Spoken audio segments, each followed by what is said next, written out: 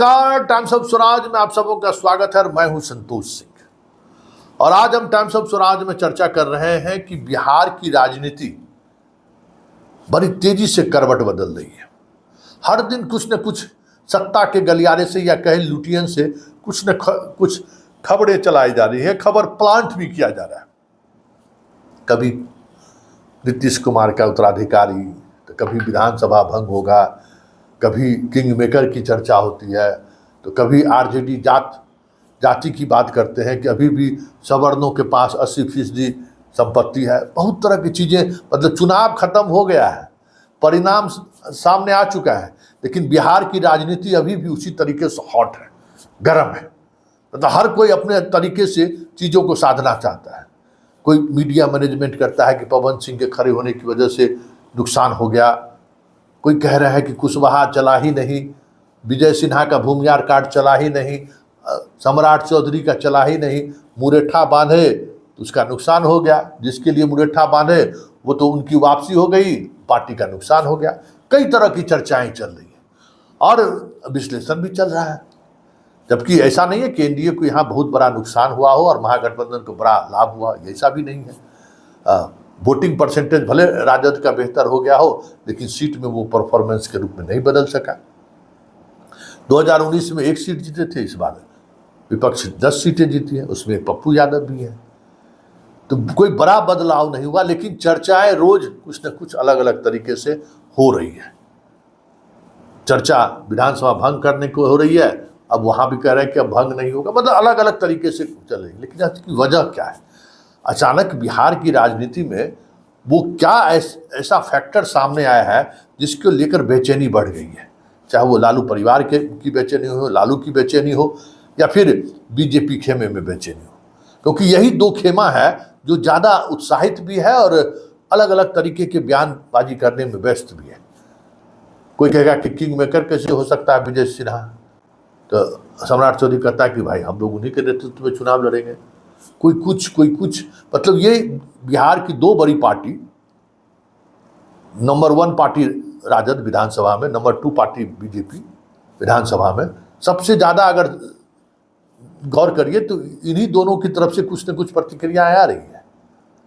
और इन दोनों दलों से जो जुड़े हुए पत्रकार हैं या कुछ जदयू के खेमे से के मंत्री से भी जुड़े जो पत्रकार हैं, वो भी इस तरीके की खबर चलाने में व्यस्त है। आखिर इसकी वजह क्या है? पड़ताल करिए तो एक बड़ी वजह है, और वो वजह है कि नीतीश कुमार जिस तरीके से कम बैक किया है, किसी को उम्मीदवार नहीं। नीतीश कुमार 16 लोकसभा चुनाव लड़े, 12 जीते। बीजेपी 17 लड़ा, 12 जीता। चिराग 5 लड़े, 5 जीते। हम 1 लड़ा, हम 1 जीता। मतलब इन दोनों पार्टी का 100% और बाकी बीजेपी को नुकसान हुआ है। जदयू को भी 4 सीटों का नुकसान हुआ है, बीजेपी को 5 सीटों का नुकसान हुआ है। लेकिन अगर आप उसी को विधानसभा वाइज अगर आप देखें तो आप हैरान रह जाएंगे कि अगर आज चुनाव हो जाए तो राजद की स्थिति 2010 वाली हो जाएगी। मतलब किसी तरीके से डबल डिजिट में पहुंच जाए तो कोई बड़ी बात नहीं होगी। ये 2024 के लोकसभा चुनाव का संकेत है।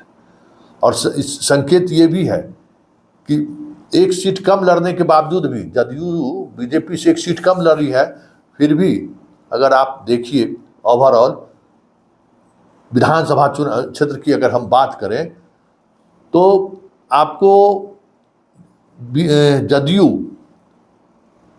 का कई ऐसी सीटें हैं जिन सीटों पर बड़ी बढ़त के साथ वो विधानसभा सीट जीतते हुए 74 सीट, 74, सीमांचल, अंग, मिथिलांचल, सुपरा साफ।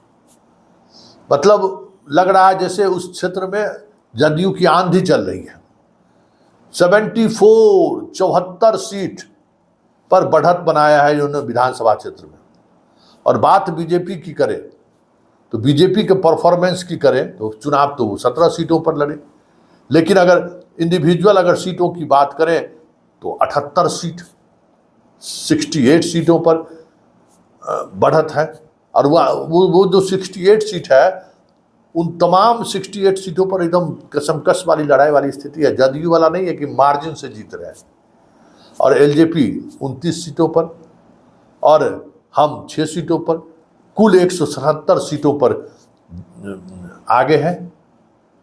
और आरजेडी का, जो आरजेडी की जो बात कर रहे हैं ना, उनके वोट परसेंटेज 4% से ज़्यादा बढ़ा है, लेकिन विधानसभा वाइज अगर आप देखें तो बहुत बुरा हाल है आरजेडी का। मात्र 35 सीटों पर आ गए हैं। कांग्रेस और भाकपा माले 12-12 सीटों पर, सीपीआई और वीआईपी 1-1 सीट। मतलब ठीक 2010 वाली स्थिति है कि आज अगर चुनाव हो जाए तो आरजेडी का सुपड़ा साफ हो जाएगा।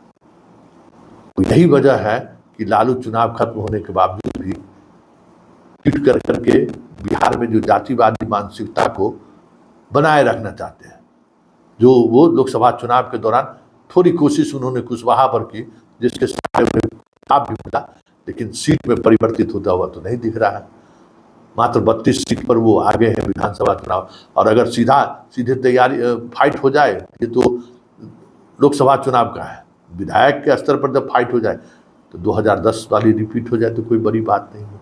तो लालू के जो बार बार कह रहे हैं कि पिछड़ों और दलित की संपत्ति की हिस्सेदारी क्या है, सवर्णों की हिस्सेदारी क्या है, इसका जो डाटा ट्वीट करके जारी कर रहे हैं, उसके पीछे वजह यही है।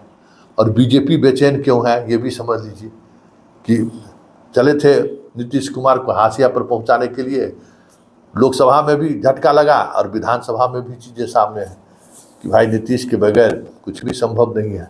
बिहार की जनता अभी भी नीतीश के साथ है और इस लोकसभा चुनाव में उन्होंने जता दिया है कि यहाँ मोदी फैक्टर नहीं, नीतीश फैक्टर काम कर रहा है।